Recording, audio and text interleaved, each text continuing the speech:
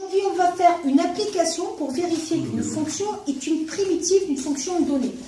Alors, qui peut me rappeler, parmi ceux qui étaient hier, ici, comment fait-on pour voir si une fonction est une primitive? Maxime. Voilà, la méthode, c'est toujours la même.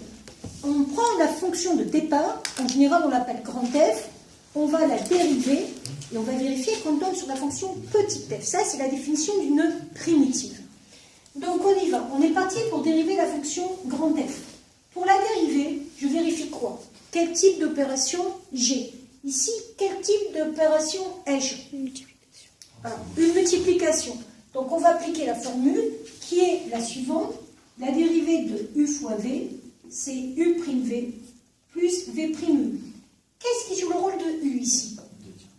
2 tiers de x. Et quelle est la dérivée de 2 tiers de x? 2 tiers, c'est une fonction affine. Qu'est-ce qui joue le rôle de v?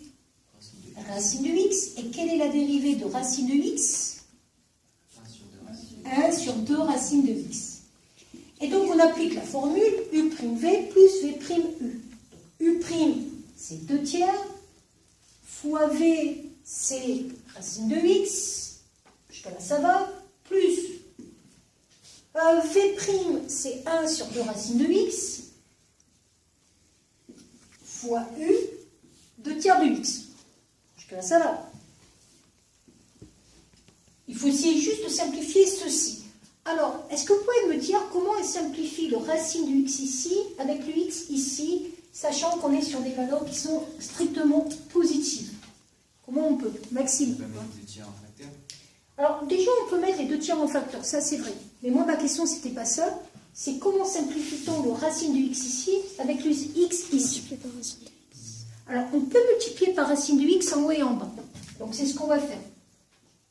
Donc, fois racine du x sur racine du x. Alors, ça va donner quoi de multiplier par racine du x? Alors, le premier, on a 2 tiers de racine de x, plus le 2, on va le simplifier. Il va nous rester quoi? Au numérateur, il va nous rester quoi? Qu'est-ce qu'il y a juste écrit là au numérateur? Ben, d'abord, x, racine du x avec 1. Et au dénominateur, qu'est-ce qui va nous rester? Racine de x, 3 racine de x. Mais ça fait quoi racine de x au carré? X. Donc, il va rester ceci. Et pourquoi c'était intéressant de multiplier par racine de x? Qu'est-ce qui se passe ici? On n'a plus de racine de 2. On peut... Oui, simplifier, il ne faut pas douter. On peut simplifier par x. Et ça fait combien? 2 tiers de racine de x plus 1 tiers de racine de x?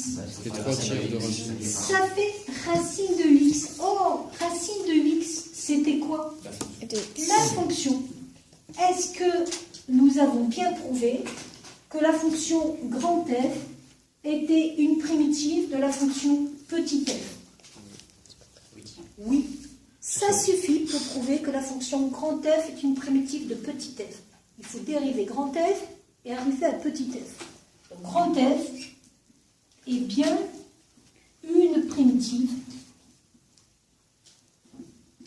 de petit f sur l'intervalle donné. Et ici, on a pris 0 plus l'infini. Alors, ce qui pourrait être intéressant, c'est de calculer une intégrale à partir de ça. On est d'accord?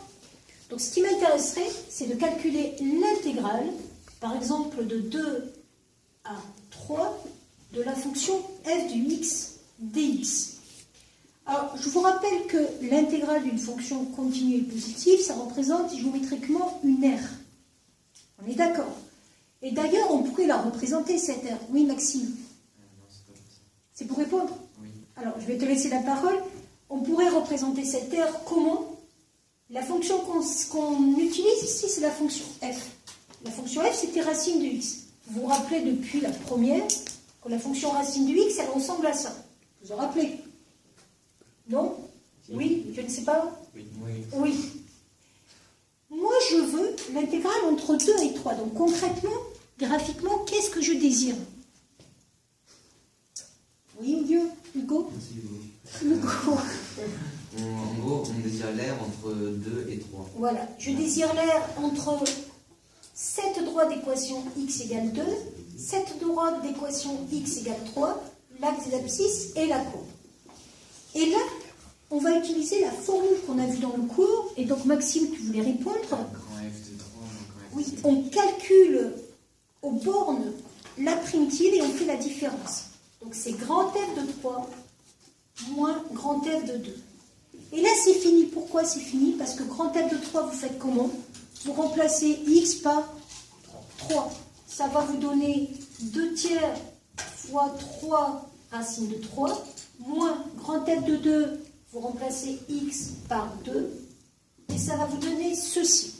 Bon, vous ne pourrez pas le simplifier plus que ce que je vais écrire, mais en tout cas, ça vous donne votre R, et votre R, elle sera donnée en quoi? Quelle unité? Unité d'air. Voilà.